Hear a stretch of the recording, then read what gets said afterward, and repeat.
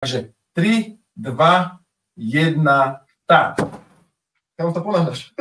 Ale videli ste, že matica skutočne dopadla oveľa skôr, oveľa rýchlejšie ako tento papier. Neviem, či viete, ale na mesiaci urobili taký pekný experiment.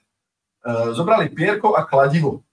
Ja tu nemám kladivo, lebo by mi to rozmlátilo stôl, ale keď oni to na tom mesiaci pustili, tak to dopadlo naraz, pretože na mesiaci je síce gravitácia, čiže gravitačné zrýchlenie tam je, ale nie je tam odpor vzduchu. Dá sa urobiť tuto počas tohto streamu experiment ako na mesiaci? Matica je stále tá istá, papier je stále ten istý, ale tomuto papieru necháme jeho hmotnosť, ale zmenšíme jeho plochu. Takže skúsime to teraz, dúfam, že to je pekne vidieť. 3, 2, 1, štart. A dopadlo to naraz. Čiže nezáleží od hmotnosti, ale záleží iba od gravitačného zrýchlenia a od odporu vzduchu.